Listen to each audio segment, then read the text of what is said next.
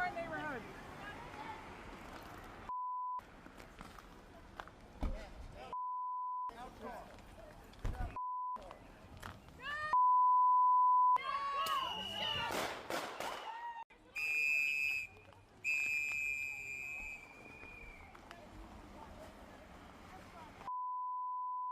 Get the out of our neighborhood.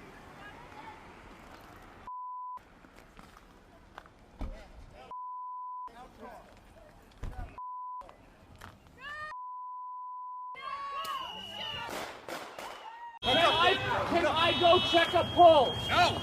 Back up! Now! I'm a physician! I don't listen, care. we understand. We got EMS coming, and I get it.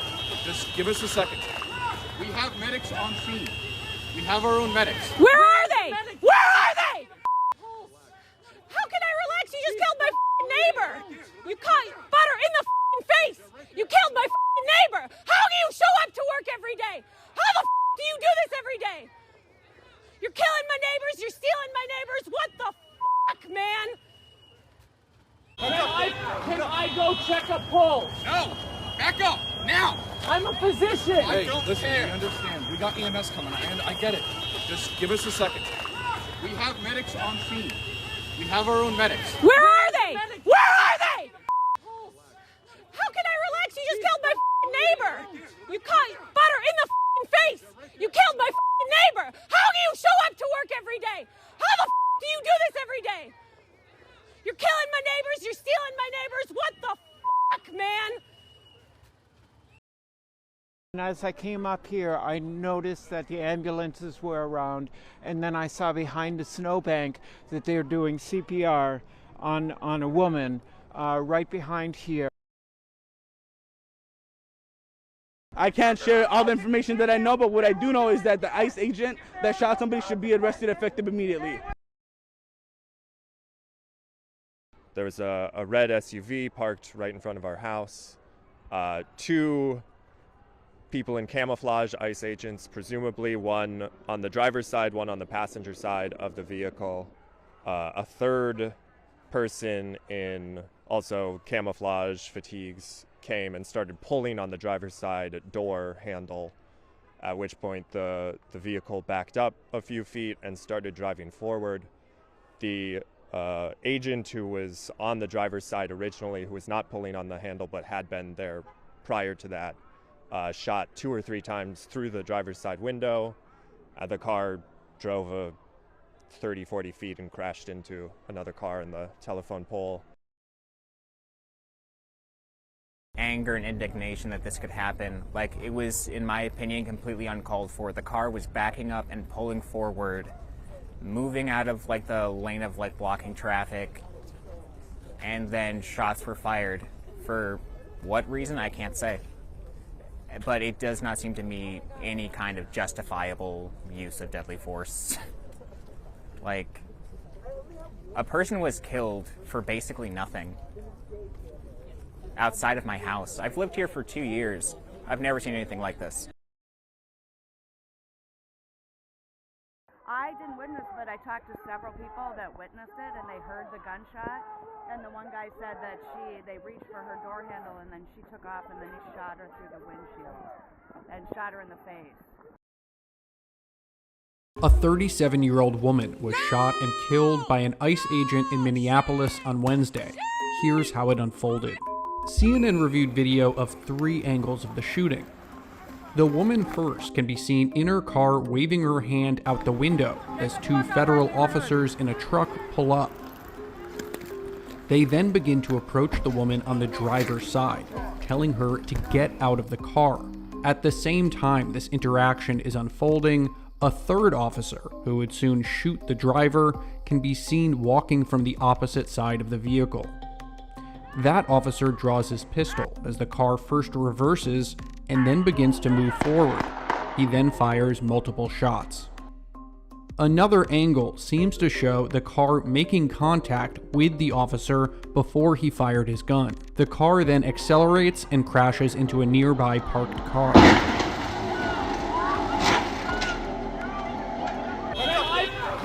After the shooting, neighbors asked to administer aid, shouting at the federal agents. We have our own medics. Where are they? Where This morning we learned that an ICE officer shot and killed someone in Minneapolis. My deepest condolences to the family, to the loved ones who had to learn about this tragic event on national television. We have been warning for weeks that the Trump administration's dangerous, sensationalized operations are a threat to our public safety, that someone was going to get hurt. Just yesterday, I said exactly that. What we're seeing is the consequences of governance designed to generate fear, headlines, and conflict. It's governing by reality TV, and today that recklessness cost someone their life. I've reached out to Secretary of Homeland Security Kristi Noem, and I'm waiting to hear back. Let me be clear, Donald Trump and his administration may not care much about Minnesota. That's been pretty evident, but we love this state. We won't let them tear us apart. We'll not turn against each other. To Minnesotans, I say this: I feel your anger. I'm angry. They want a show. We can't give it to them. We cannot. If you protest and express your First Amendment rights, please do so peacefully, as you always do. We can't give them what they want. The hearts and minds of the people in this state are on our side. To Americans, I ask you this: please stand with Minneapolis. To Minnesotans, know that our administration is going to stop at nothing to seek accountability and justice. The State Bureau of Criminal Apprehension are working on the investigation. We have activated the State Emergency Operations Center. State Patrol and Minnesota National Guard leadership is connected with the Minneapolis Police Department, the St. Paul Police Department, Hennepin County Sheriff's Office, the DNR, and Minnesota's Homeland Security and Emergency Management.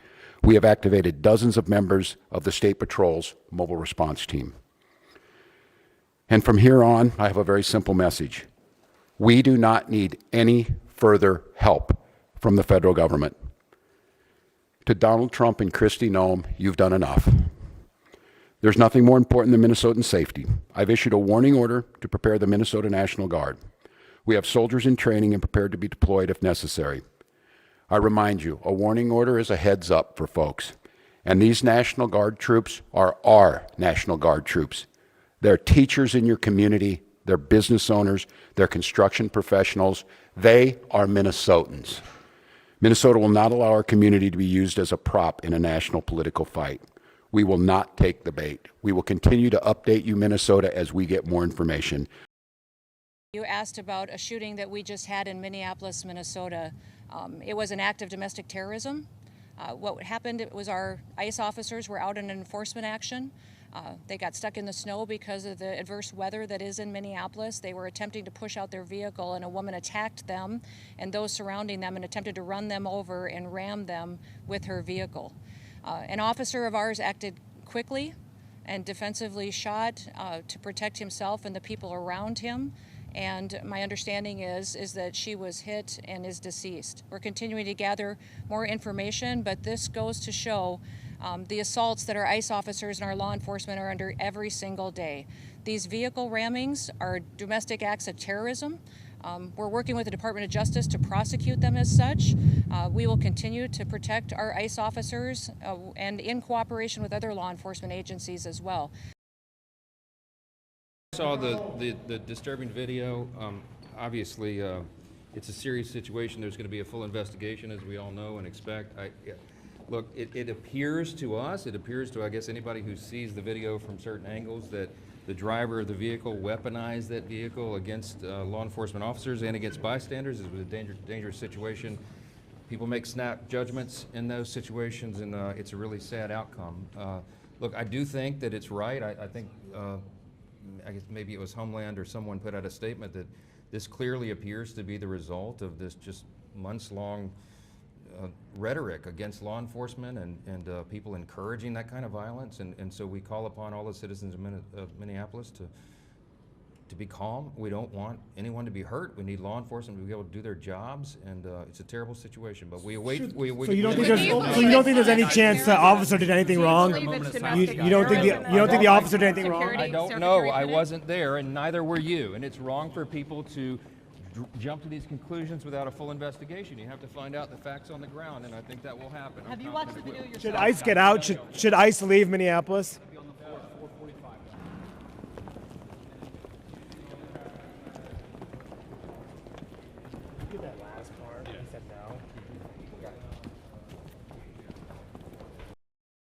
There's a lot of information that is swirling around right now, and we collectively are going to do everything possible to get to the bottom of this, to get justice, and to make sure that there is an investigation that is conducted in full. But what we do know is that a 37-year-old woman is dead and that she was shot by ICE. We've dreaded this moment since the early stages of this ICE presence in Minneapolis. Not only is this a concern that we've had internally, we've been talking about it. They are not here to cause safety in this city. What they are doing is not to provide safety in America. What they are doing is causing chaos and distrust. They're ripping families apart. They're sowing chaos on our streets, and in this case, quite literally killing people. They are already trying to spin this as an action of self-defense. Having seen the video of myself, I want to tell everybody directly, that is we are better than a bunch of ICE agents being deployed to cities around the country and ripping apart families and communities. We're better than that. And so we are going to meet that hate with love. We are going to meet that despair with hope. We are going to meet that injustice with constitutional justice ourselves. And we're going to make sure that in this very difficult moment, we do not take the bait that these ICE agents are trying to create and that the federal government, to be clear, wants. And let me remind you why we're all here in this city today and why we've been here. In communities across this country and here in Minneapolis, we're just enforcing the laws that we have in this country. For years under President Biden, tens of millions of dangerous criminal illegal aliens, terrorists, and suspected terrorists were allowed to invade our country over our southern border. They were allowed to steal, to defraud, and to perpetuate violence against American citizens. Regardless of who your mayor or who your governor is, President Trump promised every single American that he would make America safe again. He promised every single American that he would work to protect them from dangerous criminals. Since Governor Walz has been in charge of Minnesota, we have seen homicides go up by over 50%. That's also during Mayor Frye's tenure as well. Since President Trump took office, Governor Walz has released over 470 violent criminals back onto the streets here in Minneapolis. He has another 680 of them still within his jurisdiction that he could give to us today to face the consequences for their crimes. Because Governor Walz and Mayor Frye refuse to protect Minnesotans, and instead they protect these criminals, that's why we are here. And we didn't just show up yesterday, we've always been here. A lot of pain and anger in this community, not too far removed from this ICE shooting. This is the vigil that's been growing over the course of Wednesday and beyond here in Minneapolis to remember Renee Good, 37 years old, shot and killed in this incident here, where you see the flowers, you see the candles, you see the signs as well. Now, this is the neighborhood and community where everything really unfolded. There are multiple videos, really, of what happened. One of the first videos that started to circulate was from the ground level, where you see her SUV backing up. You see sort of the ICE officers surrounding the vehicle. One tries to pull on the driver's side door. And then when those wheels start turning to the right, there's an officer that appears to be in front of that vehicle. That is when the shooting starts, and that officer moves to the side of the vehicle, and the shooting then continues. There's another video as well that comes from a much higher angle that shows that there was actually contact made with the officer as that vehicle was sort of turning to the right and as those gunshots began. But they were gunshots that we know then killed Renee Good as that car then careened into what became its final resting place here at this vigil. Now, as you can imagine, a lot of pain in the community, as I've talked about, has emanated from this event in particular, and a lot of questions over what comes next. The Department of Homeland Security was very quickly to come out and claim that this was domestic terrorism, that the officer feared for their life. Well, the mayor of Minneapolis and the governor here in Minnesota pushed back on that significantly, saying that was not the case and that they plan to move forward and do everything in their power to make sure that this is investigated properly. But bottom line is, moving forward, there are many in this community who did not want ICE here to begin with. They are now even more angered that an incident like this ended the way that it did. Omar Jimenez, CNN, Minneapolis. I have a message for ICE. To ICE, get the out of Minneapolis. We do not want you here. That is the mayor of Minneapolis echoing the anger of Minnesotans after the fatal shooting of a 37-year-old woman by an ICE officer. ICE out now! ICE out now! The killing drew hundreds of protesters last night in Minneapolis. At least 5 people have now been killed nationwide since the Trump administration's immigration crackdown began. To Donald Trump and Kristi Noem, you've done enough. There's nothing more important than Minnesotan safety. I've issued a warning order to prepare the Minnesota National Guard. We have soldiers in training and prepared to be deployed if necessary. I remind you, a warning order is a heads up for folks. And these National Guard troops are our National Guard troops. Governor Walz has not clarified what he will instruct the National Guard to do if ICE resumes its enforcement activities in his state. Joining me now in the group chat, Betsy Klein, CNN senior White House reporter, Mike Dubke, former Trump White House communications director, and Megan Hayes, former Biden White House director of message planning. I'm glad you guys are all here because, like any image of law enforcement death, brutality, involved shooting, we're hearing different narratives. This is what the president said on Truth Social. He described the person who was killed. The woman screaming was obviously, he called her a professional agitator.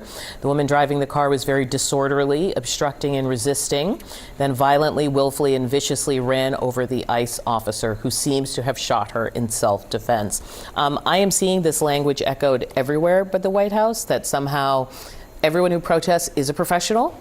And that they are creating the problems that might be leading to their own, in this case, demise. Right, and in these sort of sensitive moments, people look to their leadership for that message. They want their leaders to take down the temperature. President Trump is not doing that. He immediately politicized this. He called her radical left, a professional agitator, as you saw. But he is also standing squarely behind ICE, behind Secretary of Homeland Security Kristi Noem. And the why they are there, they are enacting President Trump's mass deportation agenda. So there's some hope that the president's going to tone down his rhetoric, even inside the White House. He has no public events on his schedule today. We'll have to see if that holds. It's interesting because we heard that clip from Governor Walz, from the mayor. Very blunt at this point. Does it help or hurt, Megan? I don't think it hurts. I think that they need to take control of their city, and what happened here was murder. They are not trained to shoot at a moving vehicle. That is not in their training. But also, let's remember the context of why they are there. From a right-wing blogger who posted something about Somalian fraud, which the state of Minnesota was already on and already knew about. And so that is what this surge is about. So I don't want to lose context of why that they are there. But also, I also want to point out, the Obama administration also had deportations and also deported more people than Trump is. And there weren't these protests, there weren't these raids. They did it in a humane way. They gave people due process. So there is a way to enforce immigration policy here. That is not what the Trump administration is doing, which is constantly turning up the rhetoric and creating more chaos. Mike, can I get your response? Yeah, I'm going to disagree with Megan on this in terms of turning up the rhetoric and turning up the response. I think we've got a culture right now of speak first, think second, and part of that is from the president, but also from the mayor. The only voice of reason I heard, and I am not a fan of Governor Walz at all. I think there was fraud in Minnesota. Yeah, the reason why they were there is really governor's lack of oversight on the federal programs, and we can talk about that later. But they all turned up the rhetoric. And right now, to Betsy's point, we really need to turn it down.